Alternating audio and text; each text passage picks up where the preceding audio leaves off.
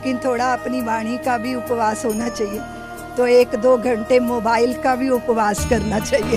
और सरसों फूली है, हरितिमा छाई है, प्रकृति उत्फुल्ल है, सबके हृदयों में बहुत आनंद है। तो भगवती जगदम्बा हमारी आराध्या।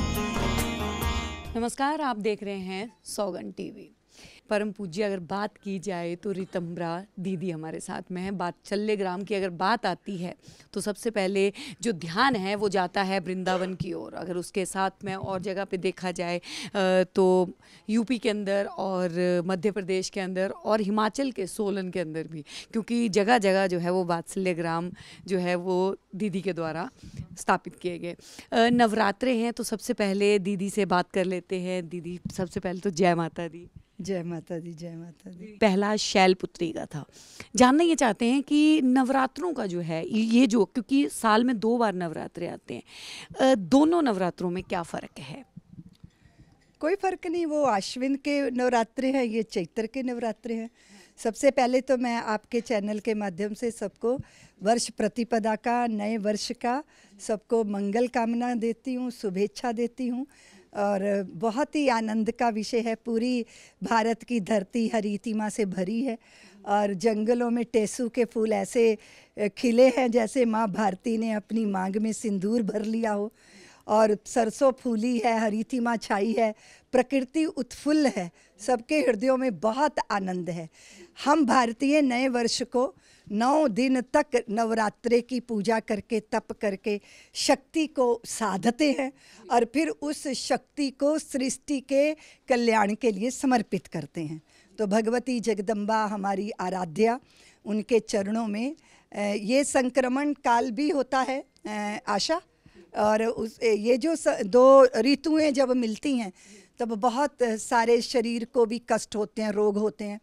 तब संयम से उपवास से होना है और अपने चित्त को भी, अपने मन को भी।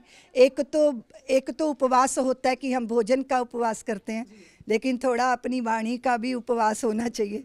मन की जो चपलता है, चंचलता है। और मैं तो ये भी कहूँगी कि जैसे उपवास हम बहुत करते हैं ना, तो 1-2 घंटे मोबाइल का भी उपवास करना चाहिए ताकि उससे थोड़ा मुक्ति मिले और व्यक्ति अपने आत्मचिंतन में लगे। तो आशा, ये जो नवरात्रि हैं, 2 नवरात्रि नहीं होते, 2 गुप्त नवरात्रि होती है और 2 ये जो है प्रकट नवरात्रि है। तो चैत्र की नवरात्रि इसलिए बहुत महत्वपूर्ण हो जाती है कि फिर जो नवमी आती है तब हमारे राम जी का जो है जन्मोत्सव होता है। तो ये चैत्र की नवरात्रि बहुत धूमधाम के साथ मनाई जाती है, क्योंकि इसमें भगवती की आराधना के साथ साथ जब 9 दिन पूरे हो जाते हैं तब हमारे प्रभु श्री राम का प्रादुर्भाव, उनका जन्मोत्सव भी, उनका प्राकट्य उत्सव भी मनाया जाता है। इस तरह फिर आश्विन की नवरात्रि, उसमें भी आराधना होती है। फिर उसके बाद फिर बाकी सारे त्यौहार शुरू हो जाते हैं। कुल मिला के बात ये है आशा, हम भगवती की आराधना करते हैं सम्मुख प्रतिमा रखकर, पर अंततोगत्वा हम अपने आंतरिक शक्ति को जगाने का ही प्रयास करते हैं, क्योंकि शक्ति सबके भीतर अनुस्यूत है। हमारे भीतर की शक्ति का एक तो हमें बोध नहीं है, दूसरा अगर वो जागृत हो जाए तो हमें ये नहीं पता कि उस शक्ति को लगाना कहाँ है। तो ये जो 9 दिन भगवती की आराधना करते हैं तो हम अपनी आंतरिक शक्ति को, वो संकल्प शक्ति है, वो दृढ़ व्रती होने की शक्ति है। अभी आप देखो कि कई बार व्यक्ति सोचता है कि मैंने ये संकल्प लिया कि मैं प्रातः जल्दी जागूंगा और फिर भ्रमण करने जाऊंगा, और जब वो थोड़ा सा यूं मसाता है ना, फिर उसका दूसरा मन कहता है अरे छोड़, कल से शुरू करेंगे। इसका मतलब हम दृढ़ व्रती नहीं है। हम एक मन ने निर्णय किया, दूसरा मन उसी का विरोध करने लग जाता है। तो हमारे अंदर अंतर्द्वंद चलते हैं। जब शक्ति का जागरण हो जाता है तो हम निर्द्वंद हो जाते हैं, हम सत्य के पक्ष में खड़े हो जाते हैं। सत्य के पक्ष में खड़े होने के लिए शक्ति की ज़रूरत होती है, क्योंकि उसके सत्य के पक्ष में लोग खड़े नहीं होते। क्यों? क्योंकि भय होता है, जो मिला है वो छीन ना जाए। तो हम अक्सर कहा करते हैं कि यह तो बतलाओ कौन यहाँ है जिसे प्राणों से प्यार नहीं है, मगर जगत में जुड़ा शुरू से मित्र कहाँ संघार नहीं है। मृत्यु क्या है, वस्त्र बदलना, कुछ पल का विश्राम साथियों। जीवन एक अखंड पर्व है, साधारण त्योहार नहीं है। जीना सबसे बड़ी कला है, लेकिन ये एक अटल सत्य है कि मरने से डरने वाले को जीने का अधिकार नहीं है। तो जब हम भगवती की आराधना करते हैं तो चिद रूपी चिद शक्ति जो है हमारे भीतर जागृत हो जाती है।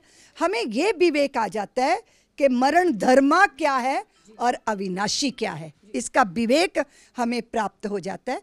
इसलिए नवरात्रों की बहुत महिमा है कि हमारे हृदय में वैराग्य हो, विवेक हो, धीरे धीरे आसक्तियों से हम मुक्त हों वो, और जगत में रह के, हमारी नाव तो जगत में ही है ना, मतलब क्या है वो, हो नाव में, हाँ, हो नाव तट से बंधी, लहरों की मनमानी ना हो, नाव को उस पार जाने में कोई परेशानी ना हो। देख माझी याद रखना, कोई नादानी ना हो, नाव तो पानी में हो पर नाव में पानी ना हो। इस बात की तैयारी के लिए हम भगवती के चरणों में बैठ के आराधना करते हैं। और भगवती के अलग अलग रूप हैं, वो अलग अलग स्वरूपों में है पर एक ही सत्ता है।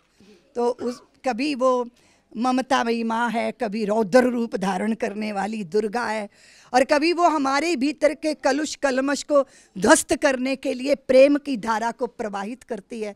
तो हम उन सारे स्वरूपों को अपने हृदय में धारण करके धन्य हो जाते हैं। आप देख रहे हैं सौगंध टीवी, सौगंध वतन की।